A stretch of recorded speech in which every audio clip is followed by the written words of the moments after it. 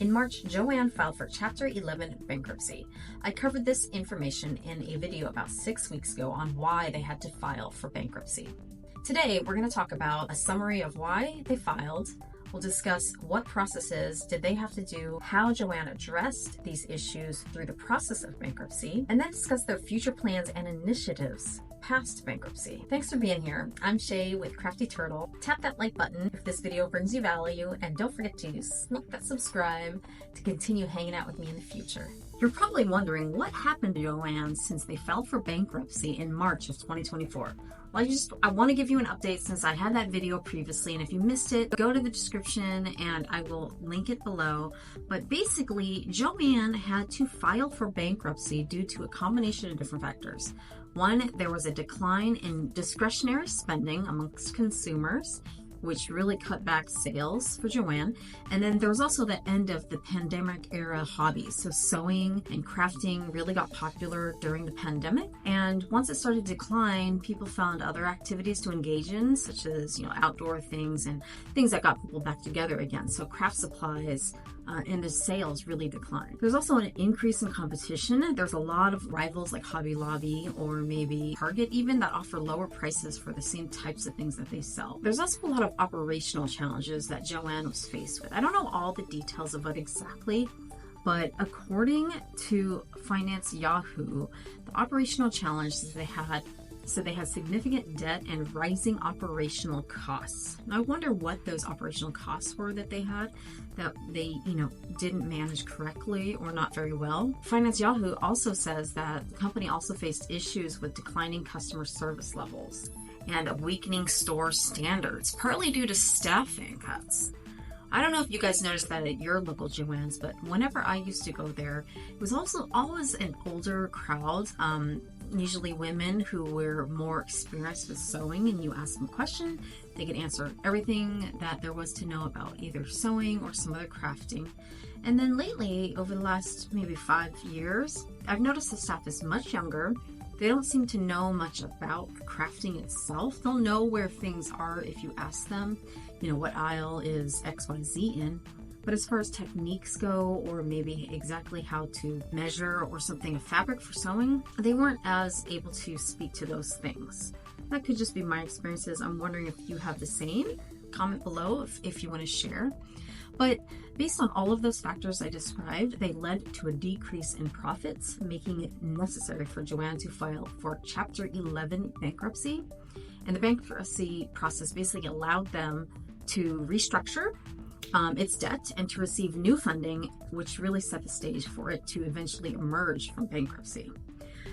So how did JOANN address these challenges during bankruptcy? There were several ways. They did debt reduction, and they managed to halve its debt of $1.1 billion. The company's creditors agreed to cancel nearly $505 million of the company's nearly $1.1 billion in long-term debt, according to the news.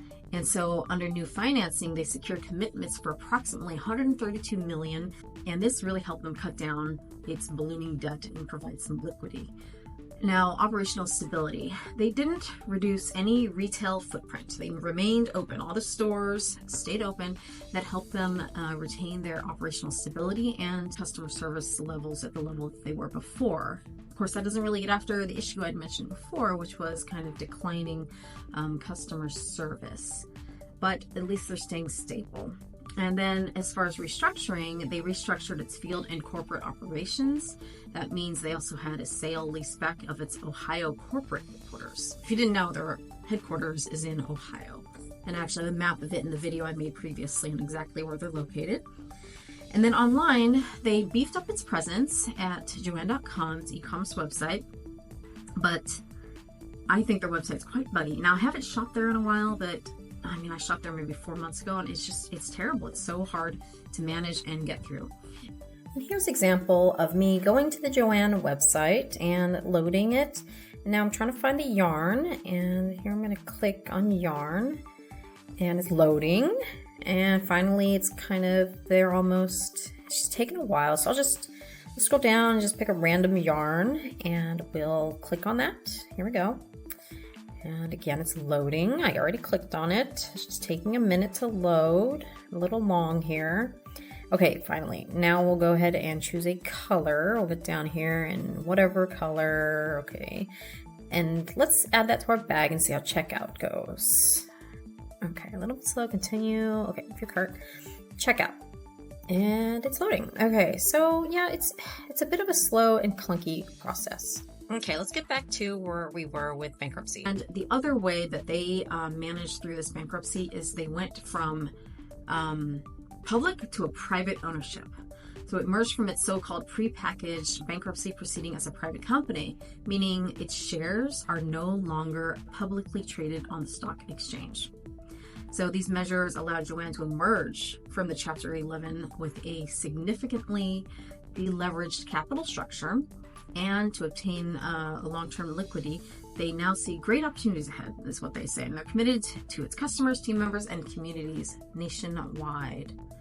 So they have basically kept all 800 or so of their stores and about 18,000 employees nationwide. They didn't close any, and they've received about 132 million in new financing and expects to reduce its balance sheet's funded debt by about 400 million. So it sounds like they're in the best financial shape that they've been in decades, and they expect to operate normally under its current leadership team.